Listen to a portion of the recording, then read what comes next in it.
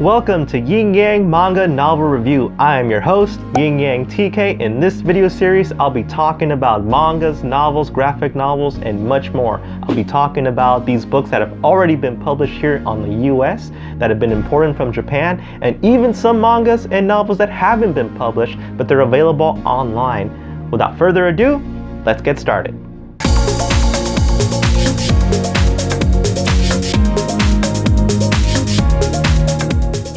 For today's video, I'll be reviewing Solo Leveling, which has become one of the fastest selling books of the fantasy genre, both for novel and graphic novel, since its release. And for today's video, I'll be focusing more on the manga, and in my follow-up video, I'll be talking about the novel. So for the manga, something that you want to kind of actually understand is that this is not your typical Japanese manga. It's not even from Japan at all. It's actually from Korea. And in Korea, they call it a manhwa, or a Korean comic. So before diving into the story, I actually want to show you the aesthetics to see and compare how this manhwa compares to a Japanese manga. So now looking at the aesthetics of Solo Leveling Manga Volume 1, I just want to show you how it looks like from the front, from the back, and in the pages. So from the get-go, you see the cover of the book, the main character, Jingwoo, and you see that it's the first volume, and the artwork is from Dubu, and the original story is from the original author, Chugong. And from the spine, you see Solo Leveling as well. I love that lettering. And Yen Press is the one that published it here for Western audiences here in the United States. So on the back of the book, you see that it is based on the hit fantasy novel Experience, the webcomic that has captured the attention of millions in all of its full color glory. So it's a little summary of what the story looks like. And then also the typical price right here, they're asking for around 20 bucks. Now there's a reason for that high price, because typically mangas are not that expensive, but it did say it's fully colored, and this Korean manhwa is much different from your typical Japanese manga. So just opening the book right here, you see that it's going to be fully colored. Looks really nice. And typically Korean manhwas, they're fully colored. They first become a webtoon, like you read it online. And if more people are reading it and they're saying good stuff about it, then typically they will be published in a fully colored comic. So this is actually my first time reading a Korean comic that has been published here in the United States. So it looks really cool. I actually found out about this comic about a month ago, and then I was very excited that this was going to be published very soon. But overall, it's really cool. And just to give you a side-by-side comparison of how a Korean manhwa is different from a Japanese one, here is the difference. So on the left is the Korean manhwa, on the right is a Japanese manga. So you can see that the Korean manhwa is a little bigger than your Japanese manga, just a little bit. And if you put it on top of it, yeah, you can see it's a little bigger, just right here, right?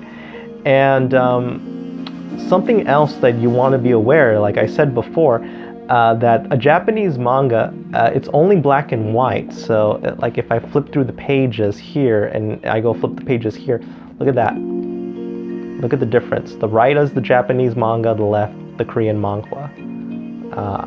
And it's very rare for a Japanese manga to be fully colored. Like I said, if it's a limited edition, then it is possible, but that is very rare. And also, a Japanese manga typically you would read it from right to left. On the Korean manhwa, you would read it from left to right, like a typical Western book. So that's the difference. So far, I'm very pleased how the Solo Leveling artwork, the comic, the book looks like from the inside and out. And they maybe have something there. Maybe they're going to give a little competition against the Japanese manga, and maybe later on all mangas will be fully colored. That would be pretty cool. But overall, I have to say that Solo Leveling, the manga, the aesthetics is very pleasing to the eye, and it's very awesome.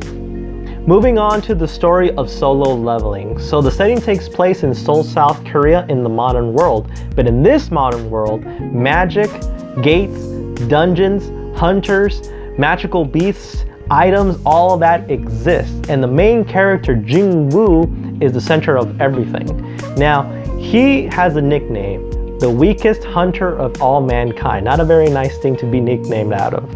But to give you a context of the story, so these gates were appearing all over the world, and what these gates are basically portals to another world.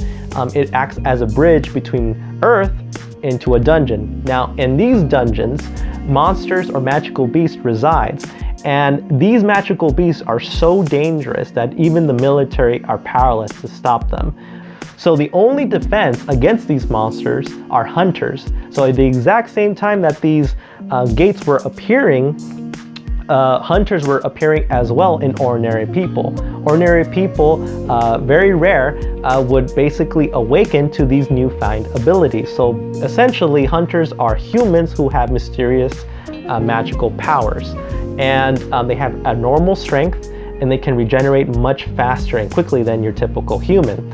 And also, hunters would basically typically be in a hunter's guild. It's basically a team that is nothing but hunters.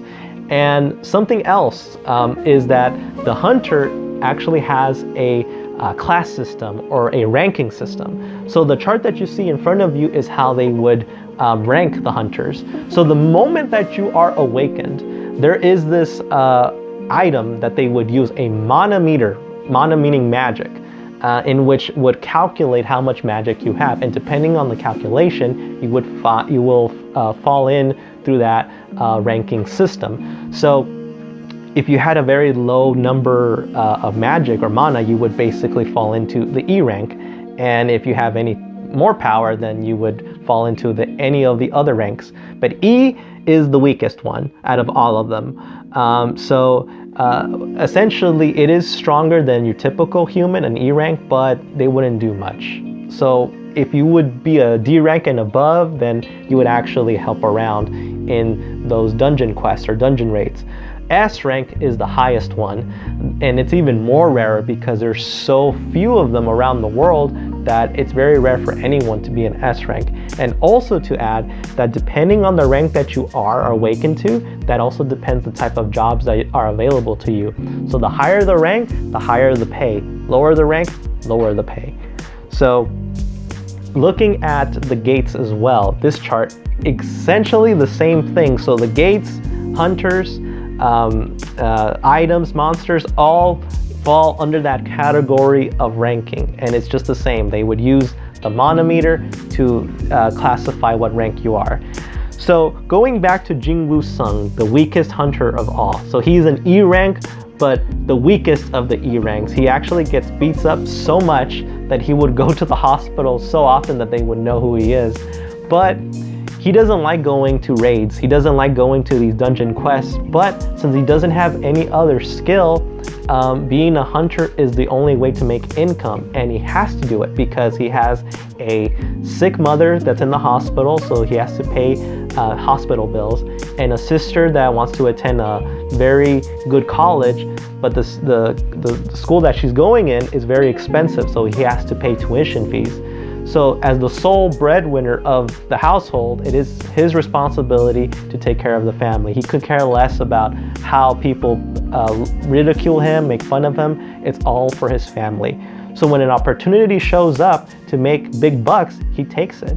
So when he goes to a gate that essentially is weak, the team leader, who is a veteran, basically says, "Oh, I just found a second dungeon, a double dungeon," which is a very rare feat. So they said, legend says that if you find a double dungeon and clear it, there's actually treasure that can make you really rich. So he decides, yes, this is my opportunity to make some money, pay off some bills, and also get up my feet and make some serious money. So he goes into the dungeon expecting that it's going to be easy, but he has that uneasy feeling, and then once they go inside that double dungeon, they're surrounded by statues, and things turn completely upside down. People are dying left and right. These statues are alive. They're decapitating people. Lasers are being like basically fired out of their eyes. People are dying left and right. But he is keeping a cool head as much as possible, and he's solving every riddle in order to survive. Out of the 16 people that were in that quest, only 6 survived so far. And at the very end, in the very last riddle that he's trying to solve, he basically solves it, but people are abandoning him when they're given a chance. So 3 people betray him. The first 2 people run. And the other person that actually said that he wanted to go to this quest, his name is Mr. Kim, he says, I have a family, I'm sorry, even if you're right, thank you, I'm leaving. Betray him. He thanked them for saving him, but he's abandoning him. What a betrayer. And then the only remaining people that's with him is the healer, the girl healer that's a longtime friend, and then the leader, who basically has his arm cut off by one of the statues. And himself, Jingwoo, one of his legs is severed by one of the statues as well. So at the very end, he basically decides to sacrifice himself and save the other 2. So they escaped out of the dungeon. And at the very end, when he's about to get killed in the very last, slash, something appears right in front of him. He thinks he's hallucinating and basically says, congratulations, you have completed the requirement to become a player.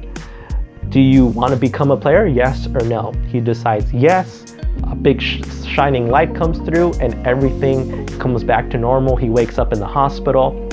Doesn't know if it was a dream or reality. Later finds out it was a reality, but what's even weird is that all of his injuries are gone. His leg is back. There's no scars.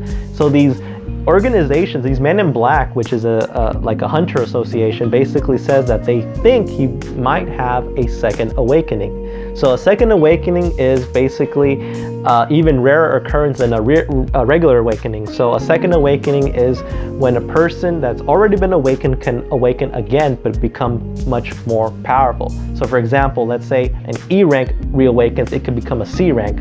A B rank could become an S rank, and so on. But then they determined that, that's not possible. He looks the same. But once they leave, he sees all these clear screens throughout the air, and he doesn't know what's going on. Basically shows kind of like an RPG video game kind of thing in him. And they're telling him that he could level up. He could become much stronger.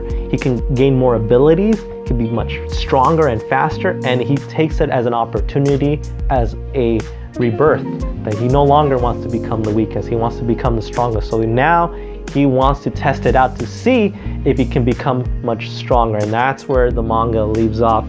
And so far, I have to say that the manga, it looks really stunning. I can't wait for volume 2 to come out.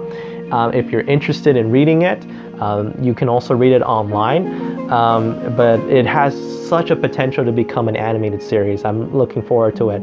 So in my next video, I'll be talking about the light novel and see where the story can go even further than this.